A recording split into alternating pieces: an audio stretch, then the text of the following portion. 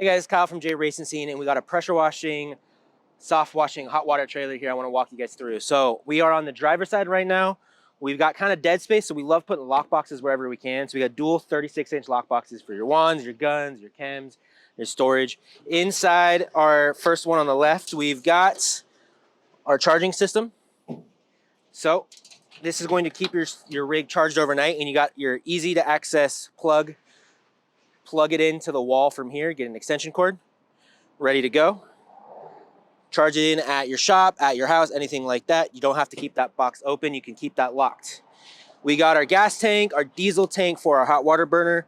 So we got aluminum tanks here. This is about a 15, 16 gallon gas tank, about a 10 gallon diesel tank.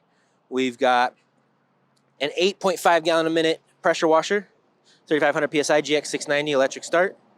Belt driven, we've got our BPX25 soft wash pump. Absolutely love this for soft washing. Our electric start Honda GX200 with our metering manifold. So our typical water, soap, and bleach on here.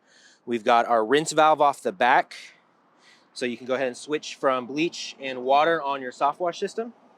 We've got our set and forget regulator. So you can set the PSI you want and it will stay there no matter what on your soft wash system, regardless if you change your gun, change your tips, take off your gun or whatever, it's never gonna go higher than what you set it at. So super cool soft wash system setup there. We got our 300 foot of high pressure line, 300 feet of our soft wash line, and about 150 feet of 3/4 inch hose off the back right here. 3 wheels, all curbside mounted up and over. We got 300 gallons of dirty water, 55 gallons of bleach. We got 7 gallons of soap and a 16 gallon downstreaming tank for the pressure washer. Fill up your degreaser in there. Got your hot water burner plumbed in between your pressure washer and your delivery reel.